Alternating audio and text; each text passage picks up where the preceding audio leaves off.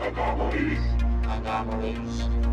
Anomalies. Hello, and welcome to another episode of Anomalies. This is a program about things seen out of the corner of one's eye, about shadows and what lurks in those shadows. This is a program about the unexplained and the unexplainable. Hello again, and welcome to another episode of Anomalies. I would be one of your hosts, Dan Hall. At least I think I am. Sometimes I'm not real sure about that.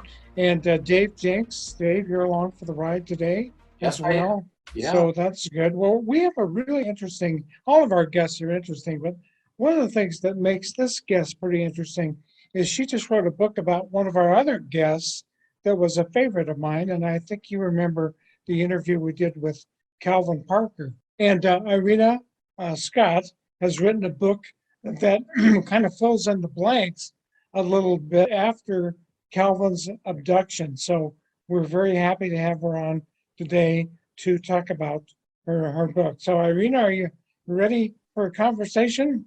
Yes, I am. Okay. So maybe just to recap Calvin's story a little bit, I'll give you my version of it. And if you find some gaps in that, if your memory is better than mine, fill in those gaps. So Calvin was about, I think, 17 or something like that in 1973. Is that about right, age-wise? I think he was around 19 or 18. I'm not sure. Okay, he was maybe a little older. So he goes fishing with somebody he's working with, which would be Charles Hickson, right? Uh-huh. And their fishing trip gets interrupted, and they're fishing on the Pascagoula River in Mississippi, which is important here. Their fishing trip gets interrupted when there's a blue light that shines in their eyes and catches their attention. As I recall, that their first reaction was maybe that was the cops, because they were fishing in an area that they really weren't supposed to be in. Well, they turn around and they find out they're not looking at the cops, but they're looking at some kind of craft that is not from their zip code, so to speak. In other words, a craft that's not from Earth. And while they're standing there, coming out of this craft are, I believe, three creatures that Calvin once described as being kind of robotic. And they're not necessarily walking. As I recall, the description was they're floating toward Calvin and Charles. How am I doing so far, Irena? Just fine. Okay. And then they are, I don't know if the description would be somehow paralyzed or rendered immobile, but they're taken on board this craft by these three creatures, kind of floated on board. And then they begin to have interactions with the creatures, and a fourth creature that is described as more of a human-like feminine presence. And that presence interacts with Calvin and starts doing some things to him, like sticking her fingers down his throat and examining him with some kind of device that comes out of the ceiling. And Calvin's not really sure what's happening to Charles, because obviously he's focused on what's happening to him. So that goes on for a while. And then the next thing you know, they are left escorted back out of the spaceship, and the spaceship leaves, and they're wondering what the hell happened. So is that a pretty fair description of at least the main events that Calvin and Charles experienced, Irena? One thing that happened to them is that they were terrified, of course, and you'd think they would fight back, but they thought that they might have been injected with something or given drugs or something, because when the things grabbed them, they couldn't move. All they could move was their eyes and look around. And suddenly they felt real relaxed, and they went in, and all that happened to them. And then they the things took them back out, but they were absolutely terrified, and they were unable to move, like paralyzed. And then it took them a while to sort of get over it once they were back out. Well, keep going with the story, because then I think it gets interesting about what they decide to do about their abduction. What happened next was that I guess Calvin was just standing there with his arms up in the air, and Charles, who was the older man, he was around 45, he tried to get them both back to being like kind of normal. And then they both said, oh, we're not going to tell anybody, because they were shipyard workers. And you can imagine back in 1973, the harassment they would get from being shipyard workers saying, well, I was abducted by a UFO. And Calvin didn't ever want to talk about it, but Charles changed his mind. He was an older man. He'd been in the Army and been in life and death situations, and he thought he could hold up to telling people. And so I think, first of all, they tried a newspaper, and the newspaper was closed. And then they tried the Air Force Base. It was a big, important Air Force base there, Kessler. And they told them that they'd closed Project Blue Book, and they no longer took UFO reports, and told them to report to local authorities. And so you can imagine what that would be like to, if it happened to you, to call up and say, hey, I was abducted by a UFO. This was hard to do, but Charles decided to go ahead and try it, and he did. And I interviewed quite a few people, but one of them was a policeman that was some distance away, and he said a bulletin, or whatever you call it, from the police department went out and said, well, they just picked up two drunks that were saying they'd been abducted by a UFO. But the people in the police department, the person that talked to him, I guess, could hear Calvin crying in the background, and took him a little bit seriously and told him to come in. And they came in, and the police did a good job of investigating, because they split him up, first of all, and interviewed him individually. And then they put him together with an interviewer, and the man interviewed him. Then the man walked out. But what they didn't know was that they had put a tape recorder hidden in the room with him. And so when the man walked out, the police were thinking, well, we'll catch him in a hoax, because they'll laugh and, chuckle it up and everything, that, they put one over on us.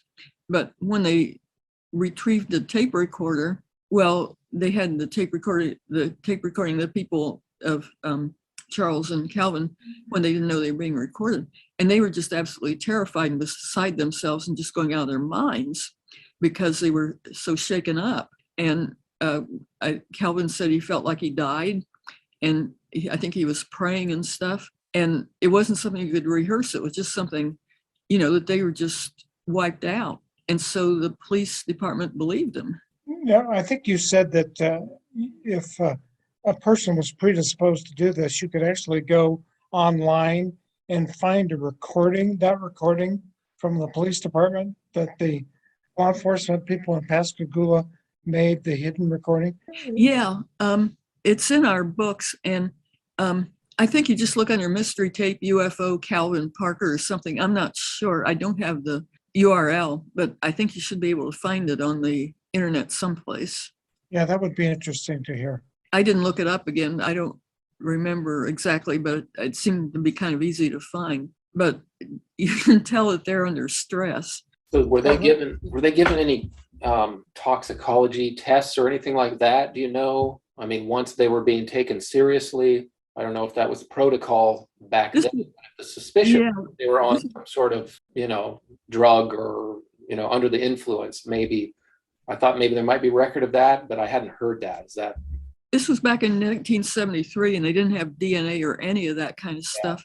And then also, Calvin had been very worried about it, that he might be contaminated or something, or radioactive. And he'd gone home and taken a shower and poured bleach over himself, and taken his clothes off and put them in a bag and thrown them out. It was because he was so worried about it. So there wasn't any trace of anything that you could do toxicology on. I mean, if it happened today, it would be completely different, but this was 1973. Right. And Calvin we interviewed, and he did talk about that incident. It's a pretty extreme measure, obviously, but it kind of shows how serious he was and how much he believed that he did really undergo something extraordinary that required that kind of measure. They were both totally shook up, and you could tell that by their by the tape.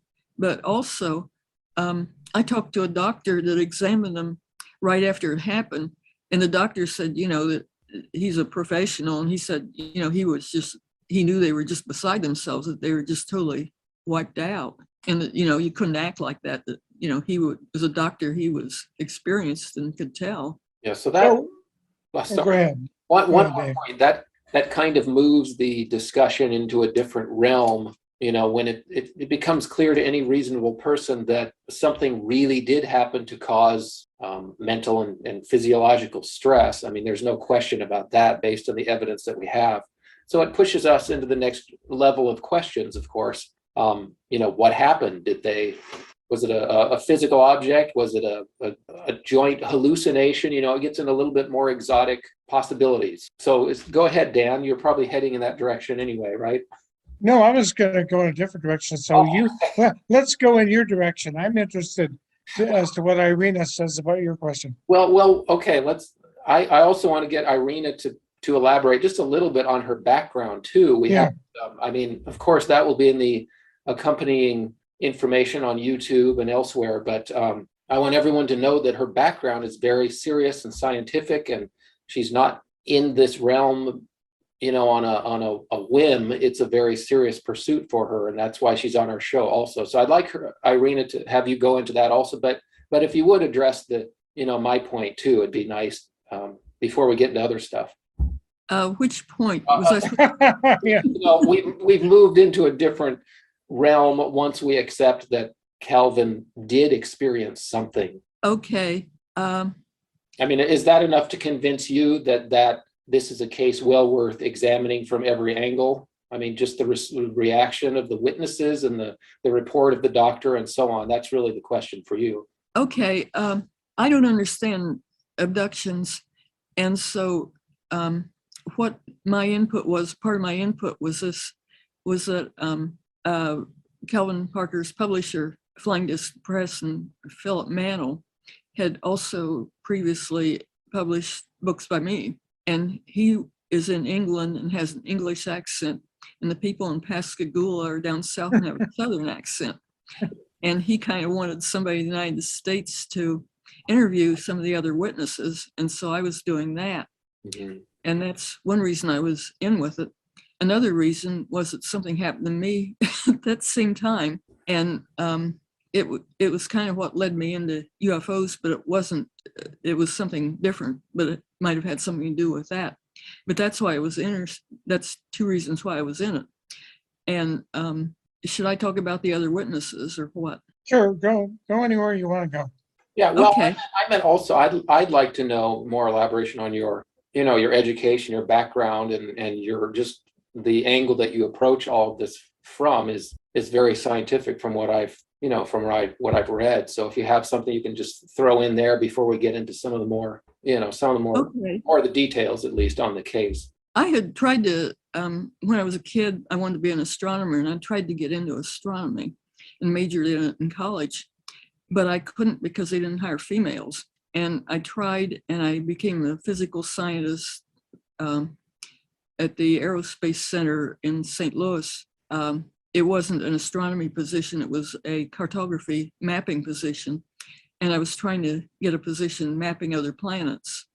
And so I didn't get into astronomy. And I went on and worked for the Defense Intelligence Agency.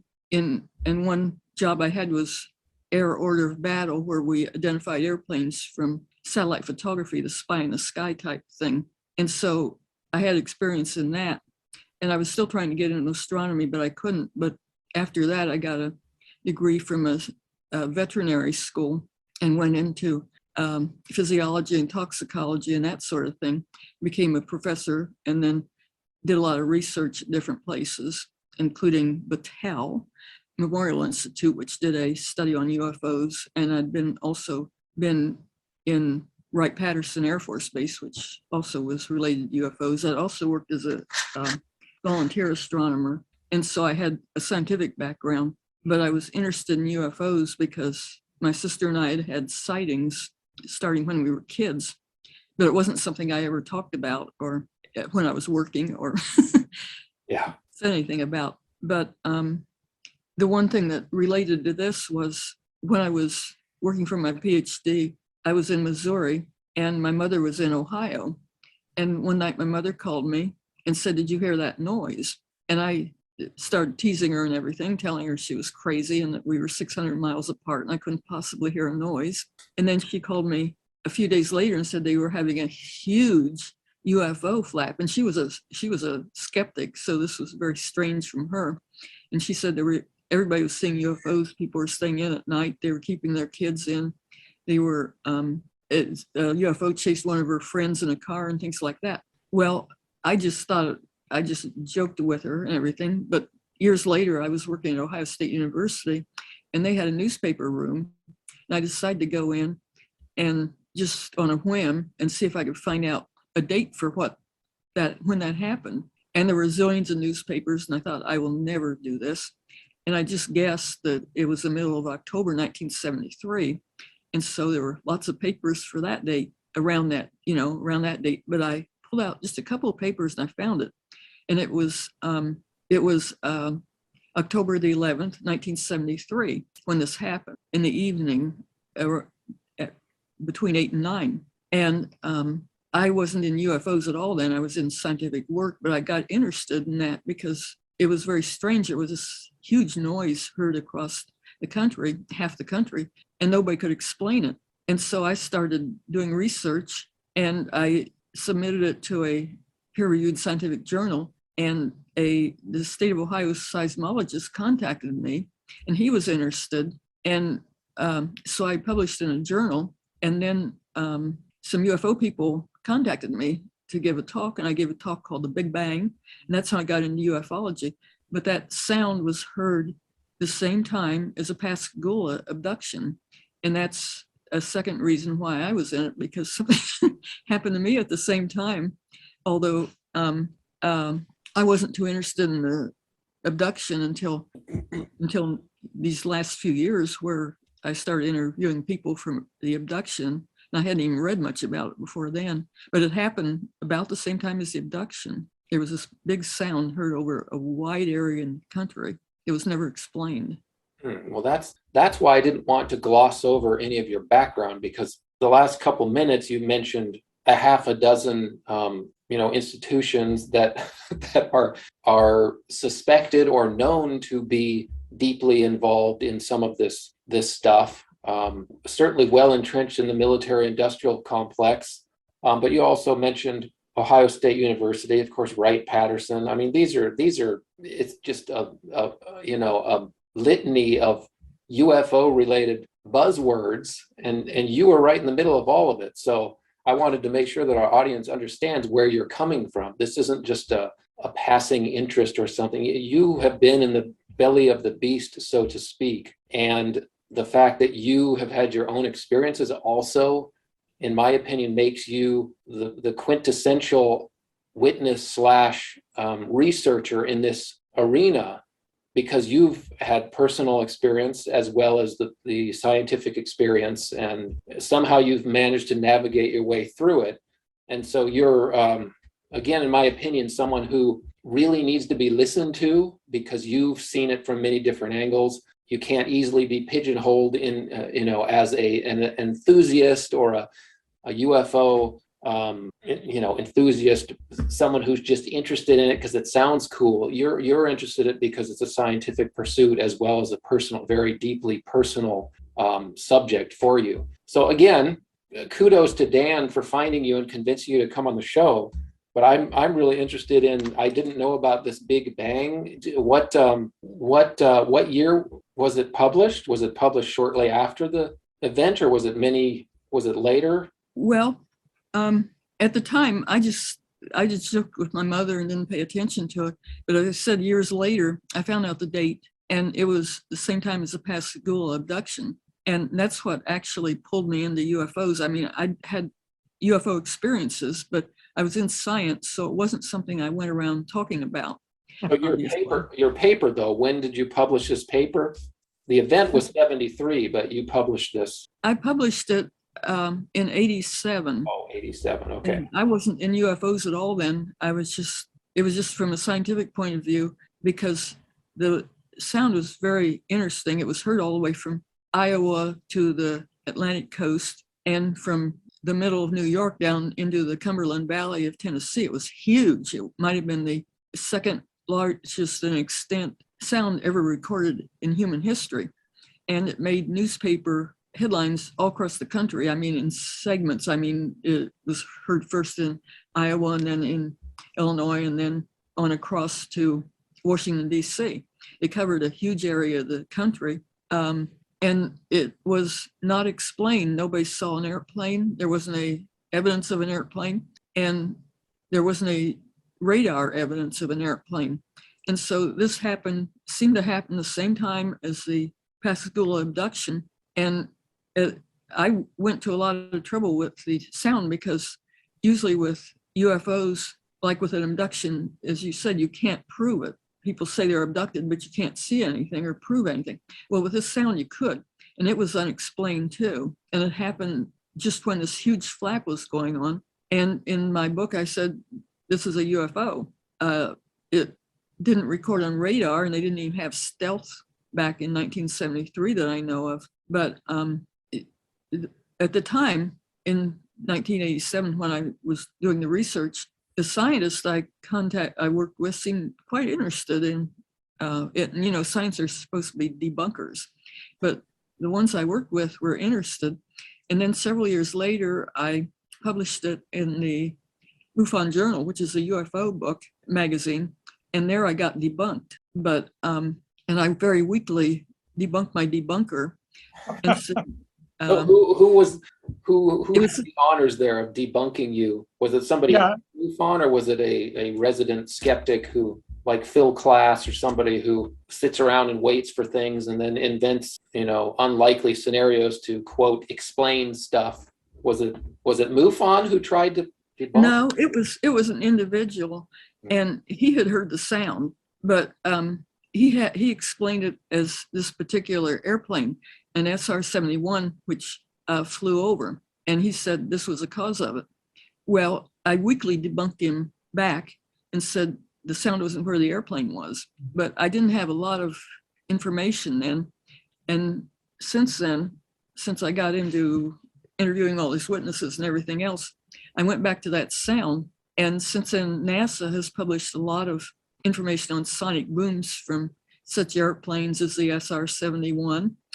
And I could do a much better literature search. And so I could find dates and times and everything of when the sound was heard in different places. And so I could do a lot of calculations on it. And my debunker had said, well, this is this airplane. Well, this airplane was a long ways away from the sound. And from the information that NASA had published, you wouldn't hear that the sound anyways near where the sound was actually heard. The airplane was way off from where the sound was heard. And that just wouldn't happen. You wouldn't have a sonic boom from an airplane 300 miles away. Oh. And it was a very funny boom because they kept calling it a sonic boom, and I don't think it was, but with a sonic boom, you can calculate the height of the airplane from the width of the sonic boom. For example, if the airplane is like 1,000 feet up, the sonic boom would be like a mile on the ground. And so if an airplane was 80,000 feet up, the sonic boom would be 40 miles on either side. And the airplane landed clear up in New York, and the sonic boom was heard as far as the Cumberland Valley in Tennessee, which wouldn't be a sonic boom. But I calculated approximately where the thing causing the sound should be from the size of the sound, and it should be way up, like almost 50 miles high.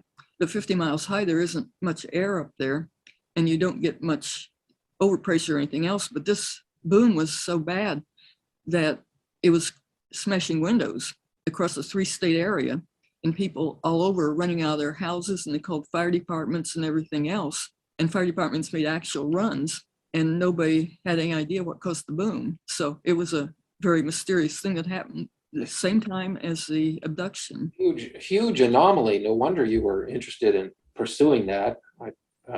I'm a detail guy. I love to get down in the weeds in terms of mathematical details and whatever, but I can sometimes take it too far. So I really want to get Dan, get some of his questions in here. I have just one last thing on that topic, though. You're probably familiar with Linda Moulton Howe and her focus on some of these big booms, for lack of a better explanation. She's been tracking what sound like similar noises without any apparent cause for a number of years here. Are you familiar with her work, and do you have any opinion on some of that data? Well, this was a huge boom that went over a huge area. I think the others have been smaller. This was just an amazing sound. So just a difference in magnitude. Yeah. Okay. But it is fascinating that something that huge the source couldn't be tracked down. That just seems unbelievable, even by science standards in 1972 or 73. But what was so odd about it was that you'd think people would pay attention to that because it went over Washington, D.C. for one thing, where they had all kinds of observatories and everything else. And it went over, a big population center of the United States. But like 2 days later, everybody forgot about it. And that was another strange thing where there's this huge unexplained sound. And shortly after, nobody pays attention to it at all, except me. And for some reason, I paid attention to it. And you wrote a paper about it. You were so interested in it. A more reasonable reaction to me also, something that big of an anomaly, you would think it would, get more attention. But anyway, sorry, Dan, I've just been monopolizing again, but go ahead. You've got a bunch of great questions, I know. So, Well, one of the things I appreciate about my friend Dave and I have known each other 20 plus years and have been doing this show for 11 of those, is that we take a different perspective. And I think that's a complementary perspective. I think that just helps fill out the story. So as I'm listening to this, one of the first things I think of is, in your conversations with Calvin, did Calvin mention this noise? No, it wasn't heard where he was in southern United States, southern part of Mississippi. And this was heard in Iowa, Illinois, Ohio, Pennsylvania, Maryland, Tennessee, and Virginia, which were Not Mississippi.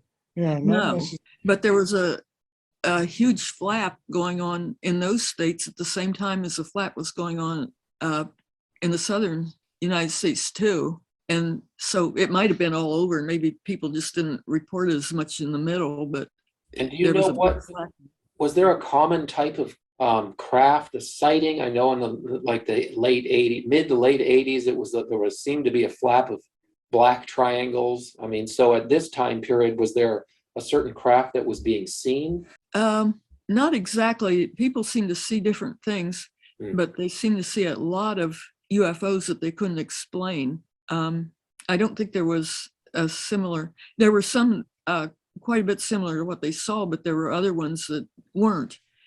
And there were a number of abductions, and several days later, there was just a huge, huge wave where, like in Columbus, Ohio, there were 150 reports of UFOs in one night, which is maybe a record. Wow, yeah. And so go ahead. In Pascagoula, the night of the abduction, the police reported that they had recorded 50 reports of UFOs, but there were a lot of other ones that they didn't record. So there was a huge wave going on down there. Let's see, what was I going to ask? No, I forgot what I was going to ask. It's interesting that the police approached Calvin and Charles as if they didn't believe them, but this story occurs in a context, just of what you said, of a lot of UFO reports. So they obviously didn't put those two things together. Well, I think they approached them as if they didn't believe them until they had the tape recording. I think after that, they kind of believed them. But they were still getting the law enforcement people were still getting a bunch of UFO reports. I just find it kind of interesting that if that were the case, that they wouldn't lend any kind of credence to Calvin and Charles's story until they got the tape recording. Anyway, my perspective. I think it was all coming in at once. And, okay. They didn't have time to collect their thoughts on the whole thing either. Okay, so it was kind of piecemeal. Yeah. One of the things that you and I talked about the other day, which I think would be important as to why you got interested in Calvin and Charles's story, is you had some UFO encounters as a child and as a younger person. Do you want to delve into those? Yeah.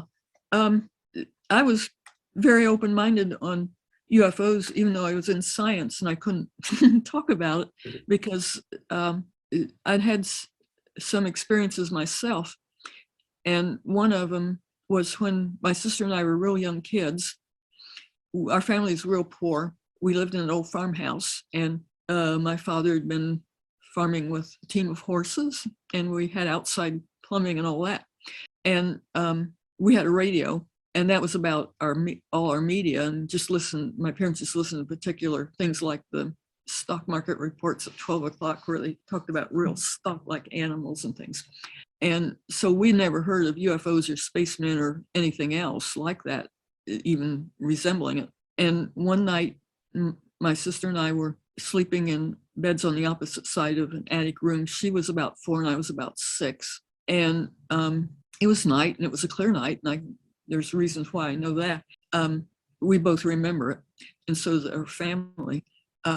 I woke up and it was dark, and there was this thing in the room. It looked like a real Tic Tac, what they call Tic Tac now. It was looked like a little cough drop, and it was glowing, and it was like real hot iron. It was flying around the room, and I'd never seen anything like it. And it just flew around the room, and it got close to us several times. And I wondered what on earth the thing was.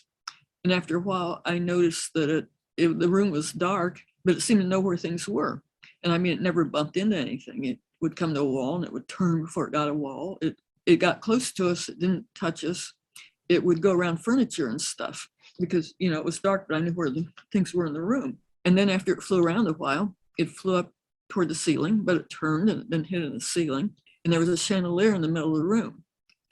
It was an attic room, and the walls came up toward each other, and there was about 3 feet of distance between the walls, and the chandelier was in the middle of the room.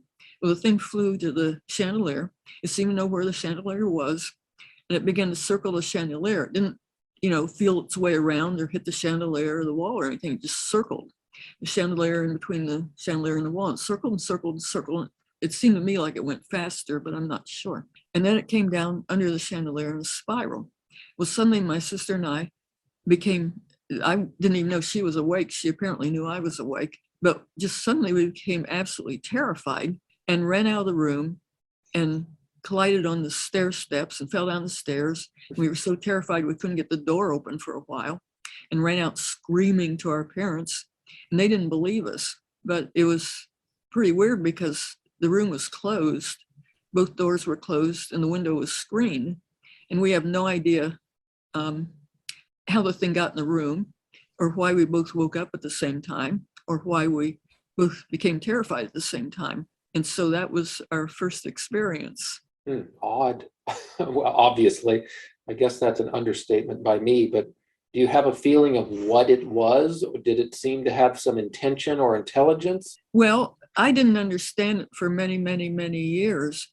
And many years later, I read a book by Jenny Randalls, who said that when she was she said that sometimes young kids will see small things like UFOs in their bedroom at night, and then later have UFO repeat sightings when they're an adult. Well, my sister and I are maybe the only people we know of that had a sighting when we were kids, and then as adults too. And at that time, if it just happened to one of us, well, everybody'd say you dreamed it, you imagined it, but it happened to 2 of us. And so it wasn't our imagination, it was something real, but it just had the appearance of just this little thing, but it acted like it was alive, like it knew where the wall were, things, even though it was dark, it seemed to know where things were. And it also seemed to get close to us. And it was like there might have been some kind of mind control, because we both seemed to wake up at about the same time. Then we both became terrified at the same time. And I think we became terrified. I think maybe it disappeared about the time we became terrified. But it was like maybe, even though it was a tiny little thing, it seemed to behave like it was alive. And there seemed to be some kind of a metal thing that affected both of us. So if you compare it to maybe something that people are familiar with, like a a bug that gets into the room and flies around, or was it much more intentional or sentient? What was your feeling about it? I know it's been many years, of course, but what have you concluded about that thing? Was it some sort of sentry, checking you out? Was it just purely by accident, or kind of foreshadowing your later experiences? My feeling is that there must have been a lot that we didn't know, because we didn't know how it got in the room, and something was influencing. It seemed like something was influencing our mind, because we both kind of woke up at the same time for unknown reasons and got scared at the same time for unknown reasons. So something might have been influencing our mind then. And then we'd seen lightning bugs and things like that. And we were way out in the country. Somebody said maybe a car light was shining in the room. Well, it wouldn't circle a chandelier and thing. It didn't blink or anything like a lightning bug, and we knew what lightning bugs were, but it just seemed like there was more to it than what we realized. And it was like maybe something affected our minds that caused us to see UFOs later in our lives. Yeah, so it wasn't just a random thing that flew in the room that had no intention, or what. Like I was saying, if you had some sort of bug fly in the room, you wouldn't look at it and be fascinated by it and hypnotized or whatever. You just say, well, that's a bug. So this thing obviously was the room was dark, and so if you couldn't see, the room was dark, it was night, and so this thing seemed to know where the walls were and everything, even though it was night. So it did have obviously intelligence of some kind, or at least it behaved that way. So Yeah. it foreshadowed later experiences, maybe. What it was like what Jenny Randall said in her book was I don't know. Well, she had this hypothesis that we were star children, which we obviously weren't. Well, you don't know that, do you? Well, no, we had ancestry DNA, and we're both people. Mhm. But I'm not a cat. Maybe I should say that. But That's a comforting thought, isn't it? That you're people. Yeah, I was just joking, but it was like she seemed to suggest that maybe something. She said it was like toys that they would play with kids before the kids knew much about anything. Psychic toys, I think she called it, or something. And then that the person would experience like UFOs later, and that it had something to do with maybe seeing UFOs in the future. But I don't know. It was like something influenced us when we were kids. And we didn't know anything about it until many, many years later. And I saw a UFO later, and so did my sister. And then we had a big sighting together. Yeah, talk about that one, because as I recall, that one involves interacting with someone who may or may not have been there. Yeah. Years later, this happened in Ohio on our farm. Well, years later, I was working for the Defense Intelligence Agency and identifying airplanes by satellite photography. So I should have known what airplanes were. And I had this real high security clearance. And my sister was taking postgraduate work at Drew University in New Jersey, which is, real close to New York. And we were both on the east side of the country. And so we were planning a vacation to go up and see the New England states. And I took two people with me from the DIA, the coworkers, and they wanted to see New York. So I left them off and took pictures of them and things. And my sister and I traveled on up to Boston. We were thinking about staying at Boston all night and then going to see the New England states. But we got there early, and it was still light.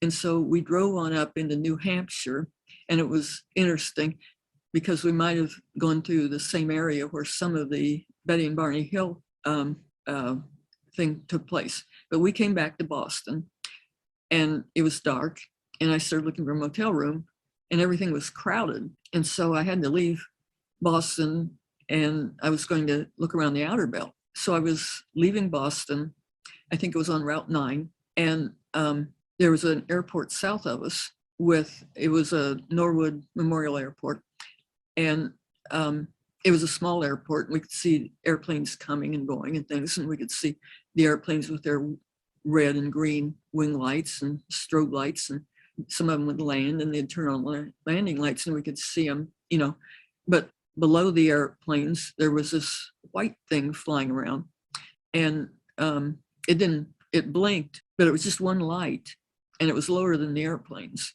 and it seemed to be following Route 95. And so anyway, I turned on the outer belt, which I think the roads have changed now. It was 128, and was going down to Route 95. 95 is in the news now because of that Washington thing where everybody was stuck on 95 for 30 hours or something. But anyway, I got on the Route 95, and there was a woods on the west side, and I saw this sphere. It was like glass, and there was a light on the inside, and it was going through a spectrum. It was going through a spectrum of red and then blue and every shade of red and then every shade of blue. And I wondered what on earth this thing was. It looked like it was on the ground or right above the ground. It wasn't moving. And I couldn't imagine what it was. And then the inside of our car turned green, like there was a green light on the inside, but I couldn't tell where the green came from. And I looked at the sphere and it wasn't green. And I didn't see green any place except inside our car. And I wondered what on earth is going on. And then the green left, and my sister had been saying she thought the white thing we saw was a UFO. And I was joking with her and telling her it was a helicopter blinking its landing lights and telling her she was crazy and things like that. And so we kept on going, and we were kind of arguing about it. And then she started yelling at me to get off the road because she said the thing was going to come over the road. And she was yelling at me, so I finally pulled off, and I thought, nothing was going on. And so I pointed my hand out the window at where I thought it was going to be, and I saw a meteor way off. And then this thing came over the road, and I was going to say, dingbat, it's a helicopter. But she was right and I was wrong. And so anyway, this thing came over the road, and it was real low, and it had 7 square things on the side that looked like windows. It crossed the road perpendicular to our line of sight, and it had a red light on one end and a real dim green light on the other that didn't blink. And it very slowly crossed the road. And we both kept asking each other questions, and it just looked like it was real close. You could just see the windows real close, and they were square. There were 7 of them. And it was going through the blinking sequence of like the first 3 lights would blink on and off twice, all 7 once, the last 4 once, and then it would start the sequence again. And right when we saw it, my sister said that it shined a blue light into the car. And I didn't see that, but I was on the driver's side looking out the window. And so anyway, I was in the DIA, and I was working in photography, and I had a high-speed film in my trunk and a Polaroid in my car. And so I thought I'd better get my camera loaded and get pictures. And I thought I could just take a wonderful picture because I could get a couple of pictures and get them in stereo.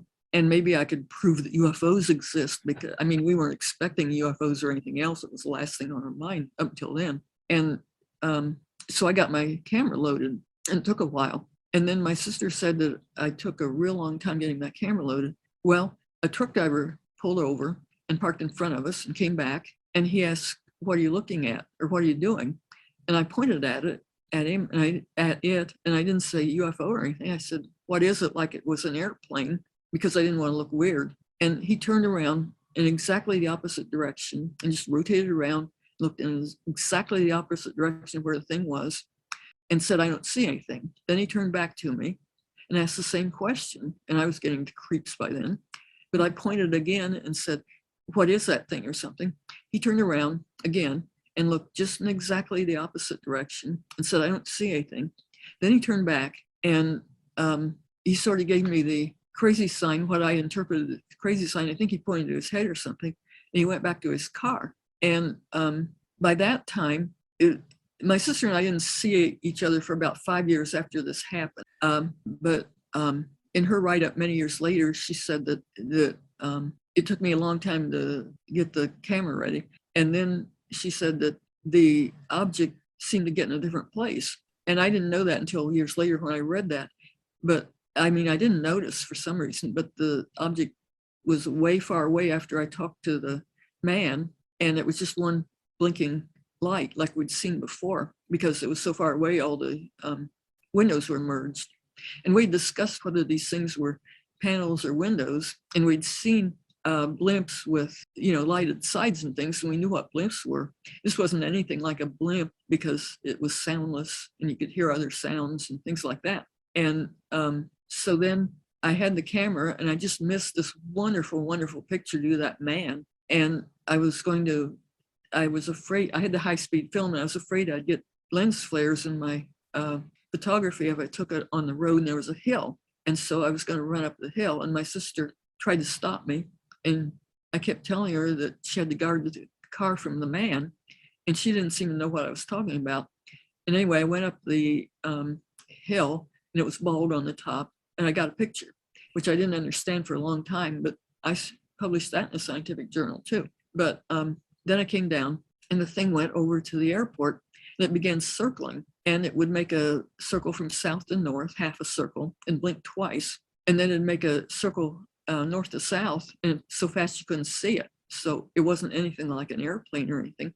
And it was soundless the whole time. And it went very slow, and then it could go so fast you couldn't see it. But then I had just missed this wonderful, wonderful picture.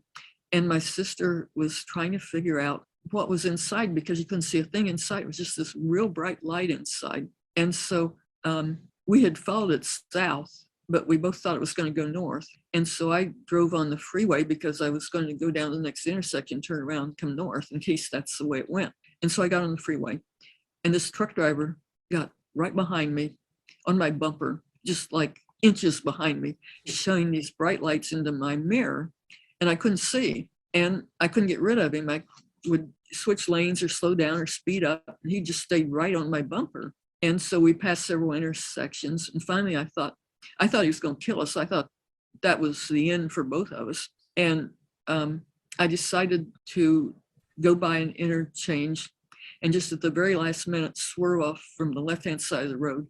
And this was dangerous because somebody was coming up the other side. On the right-hand lane, we could get killed or cause a bad accident.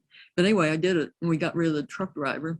And so I drove on, I turned around, came back, and the thing was still circling the airport. But when we got about even with it, it's headed northwest. And then I had to follow roads in zigzag because the roads went north and south and east and west. And so finally, I was on this real old, bad, horrible gravel road with all kinds of holes and stuff, and houses a long ways away where you couldn't turn around. And it was a tiny little, not very wide.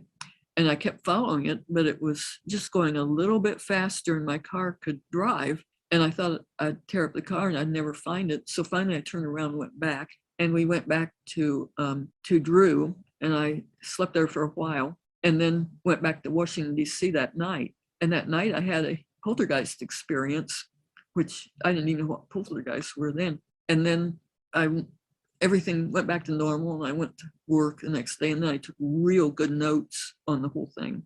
I think and recorded it many years later. I think what you've just described is as good a definition of wild goose chase as I can think of, because that thing led you all over the place. And I have many questions. I'll be quick, Dan, because I know you got some questions. I want to know about the sphere in the beginning. Where was that? On the side of the road? Or were you still in the car when you saw that red and blue glass object? Yeah, I had no idea what it was. I was just driving along. My sister and I were kind of arguing about the other light that we saw. And it was like nothing I'd ever seen before, and I couldn't imagine what it was. It looked like it was either on the ground or close to the ground. It was maybe 50 feet away from us. It was in the woods. And it was just like a glass sphere that you could see inside. And there was this thing that was changing colors on the inside. And I had no idea what the thing was, and still don't. So you didn't, was it stationary? You didn't stop and look at it because you were distracted by the other light? Yeah. Yeah, we were trying to figure out what the other light was. And since then, I've read several things about, there was a book that came out about Buff Ledge, I think it was called, by a writer, Webb. And there were a couple of other things where people in that area had seen things like that. I never heard of anything like that.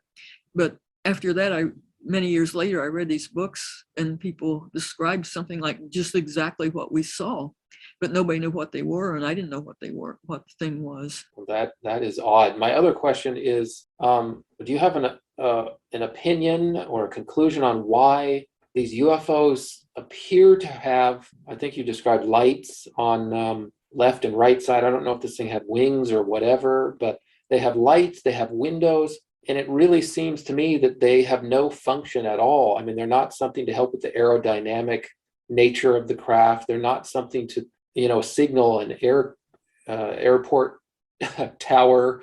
They don't seem to have any practical application whatsoever, or at least it's not in a logical order. And so I'm wondering, why do you think these craft have windows and portholes and things like that? Is that just something that is an interpretation of the human mind because we associate that with aircraft in our era? Or do you think there's some function to them? Is it just a sort of lame attempt by the intelligence to trick us into thinking that they're actual aircraft? I mean, why do you think that is such a common feature of some of these sightings? Well, now the Tic Tac object is in the news, but back then we never heard of Tic Tac. But when I drew the picture of it, which was years ago before Tic Tac, I drew the same thing that looked like the Tic Tac object. But we saw this at night, and we discussed whether these are windows or panels, and we both thought they were windows. We both thought we were looking inside them. And my sister thought, for some reason, well, for one thing, she was just amazed that you couldn't see anybody in them. It was just this white light, and we thought there should be pilots or people looking out the windows or something, and there was just this bright light and nothing else, and these two lights on the side. But also, there were other sightings when I started researching in the same area, and I wrote a paper on it where other people saw this same type of thing with square windows, and they kind of drew the same things we drew from that area in that time. And so I don't know, which it was interesting because the Calvin Parker thing, when they were in their UFO, they said there was nothing in it. It was just this light and no fixtures. Well, that's what we saw too. It was just this real bright light and nothing else. And so we discussed whether those were panels or windows, and we both thought they were windows. But well, it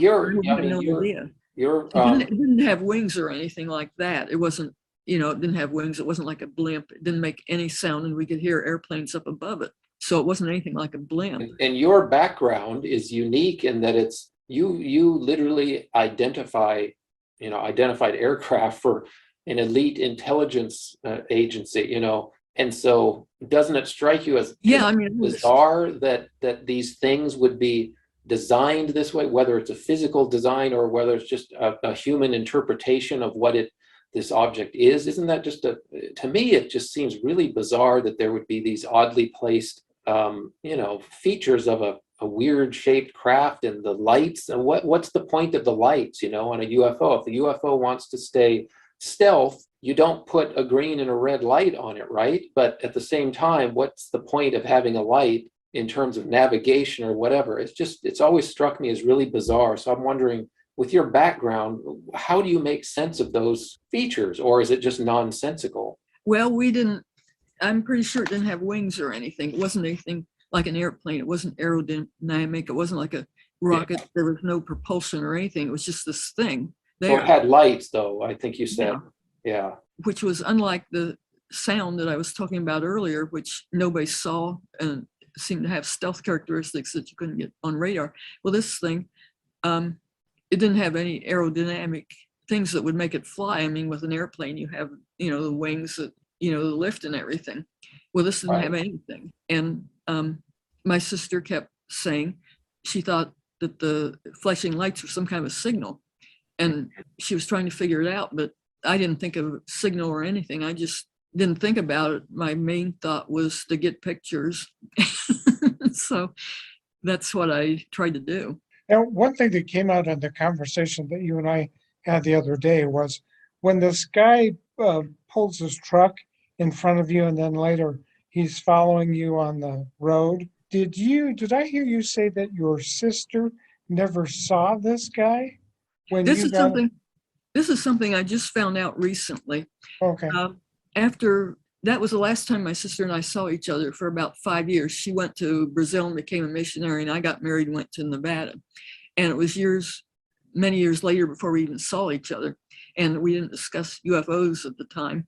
And it was years later. And I didn't want to discuss it because I thought someday we're going to report those things. And I wanted, each of us to give our independent report. But just recently, she found a letter that she wrote to my mother right after I left that day.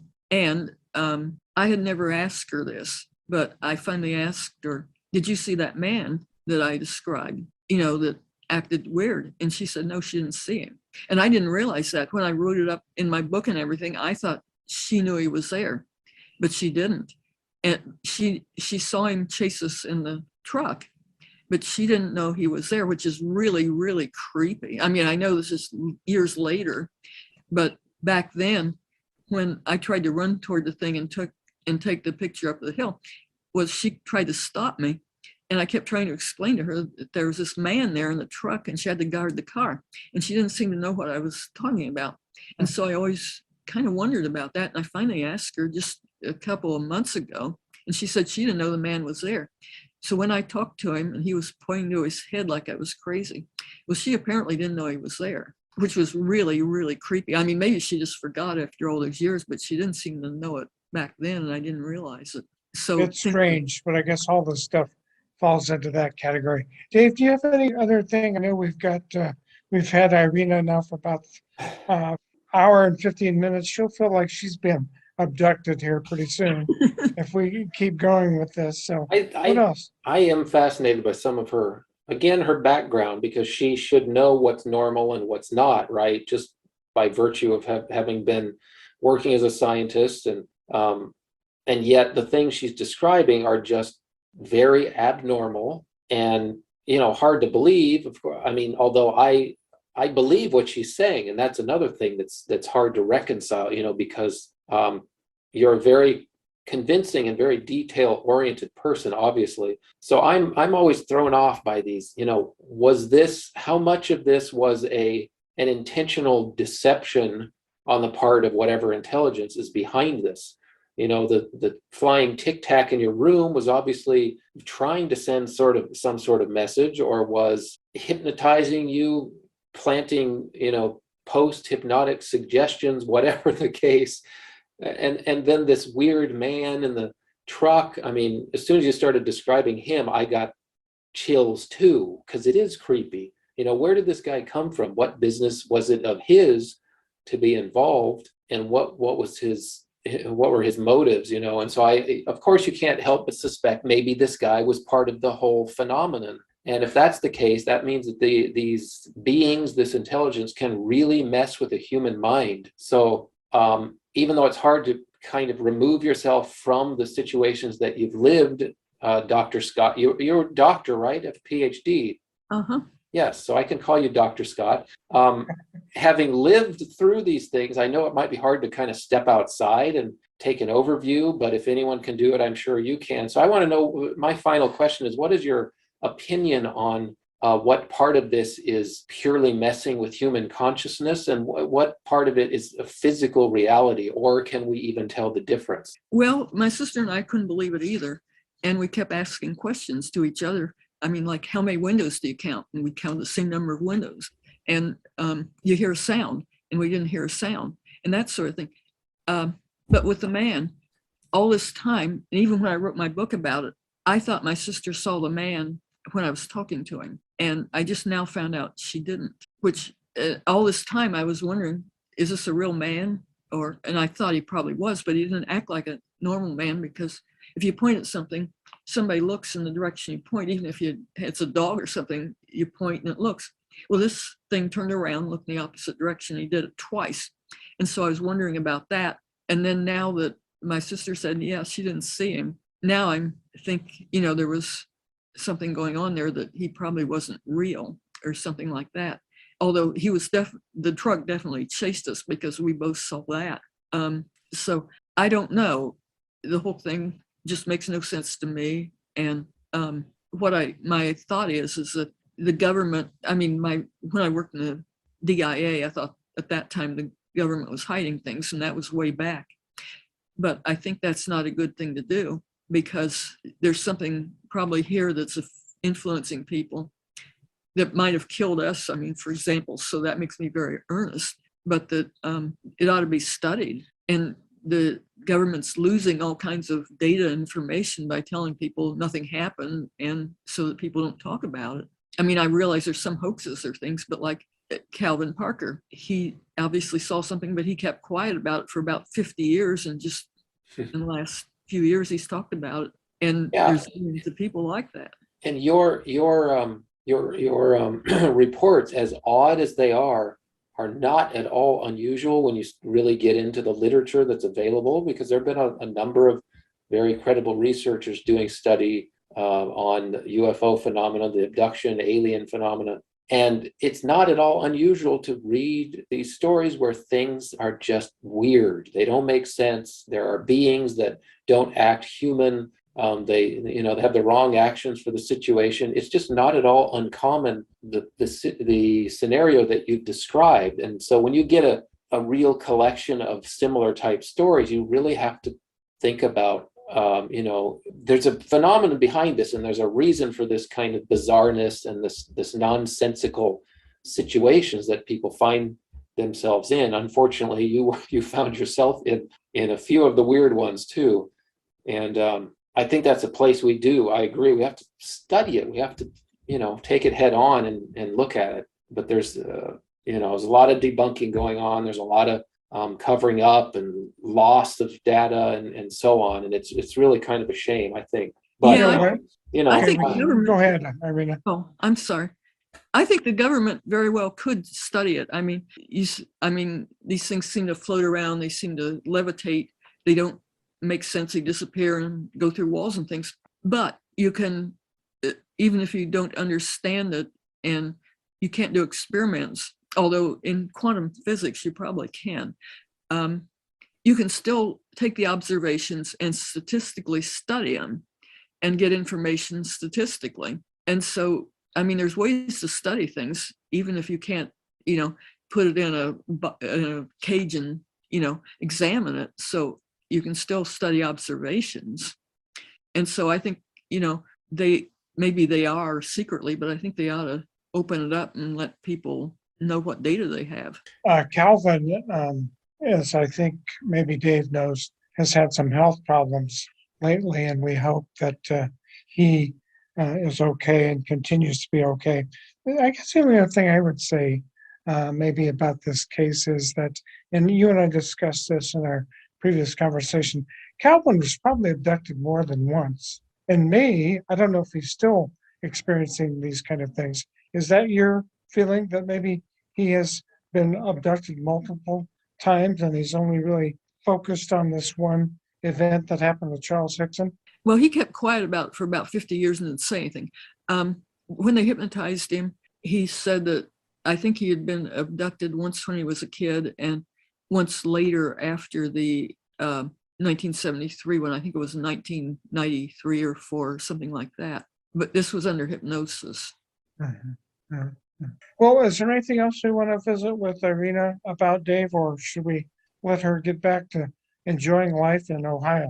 Well, we're almost up to the 90 minutes. So yeah, I think we should kind of wrap it up here. I do want to know, can we find your published paper, The Big Bang? And also you mentioned you did manage to get a picture of this weird square windowed craft, right? Is that something that's in a specific book of yours, or is it available online? So those two things I'd like to see myself, but also maybe post links to for our audience also.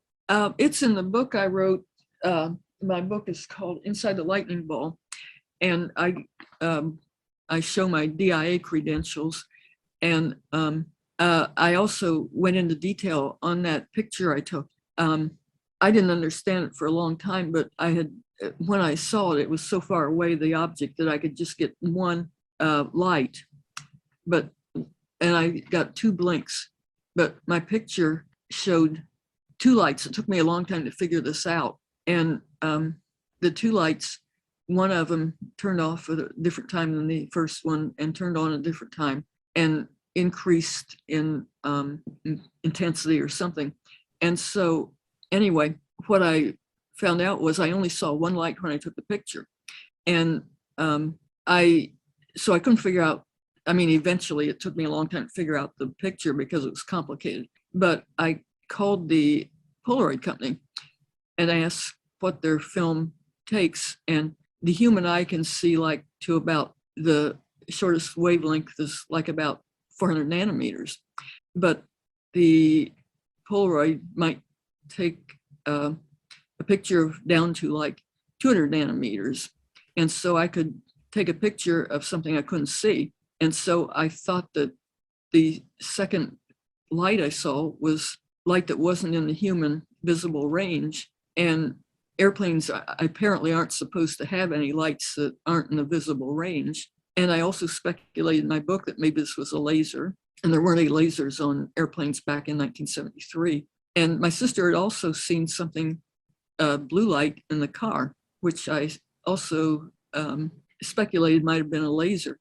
And so I was thinking maybe they can make like holograms and things with lasers and make people see things that, that have real odd characteristics. And so anyway, I published, I think I published this part about the sound in a scientific journal in 1987, and I give that in my book and show it. And it's in a scientific journal. There's a URL which I gave in my book, and the other one, I don't have the journal, but I have the acceptance, and I published that in the book. Okay, so people can continue their own research on some of those things. Inside the Lightning Ball, is that the book that it's in? Yeah, it's called Inside the Lightning Ball. Okay, both of those references. And my books are on Amazon.com, and I have a website, irenascott.com, and I'll be at the UFO mega conference in Las Vegas at the end of March in person. Okay, good. So people can pay you a visit there. You know who else is at that conference, or scheduled at least? I know things can change in these days of COVID, of course. Yeah, I'm worried about that. The Sala brothers from England will be there. And there's somebody else that I can't pronounce his name. Okay. It's Michael? Philip and Ronald. Oh, how do you spell the last name? Kinsella. Oh, yeah, Kinsella. Okay. They're British. Okay. Yeah. Who were you going to say, Dave? I thought you said Sala. I think Michael Sala. I mispronounced it. I meant Kinsella, and I didn't pronounce it correctly. Okay. Well, I misheard it completely. Anyway, Sala does the doesn't he do the underground bases, the underground government facilities? Yeah. Things. Is that the person that I'm thinking of? Anyway, Anyway, I didn't get the right name. That's getting off track, but there will be Dr. Scott will be there, so that's reason enough to go to Las Vegas in March. It won't be hot enough. I mean, it won't be too hot, I think, in March, right? So you can go to Vegas then. Yeah. I don't know. Is it hot in March in Vegas? It's not unbearable yet. I used to live in Las Vegas, and it's a nice place, or it was. It may be too hot now. Yeah, it can. I wouldn't want to go in the dead of summer personally, but it's a nice place to go, and I'm sure the conferences will be very interesting, and hopefully it'll happen. Again, you never know these days, but you can plan for it. But I don't have any other questions. Dan, do you have anything to wrap up here? No, other than I just think that when we talk with people like Irena and recount some of our own experiences, we're still chipping away at a mystery.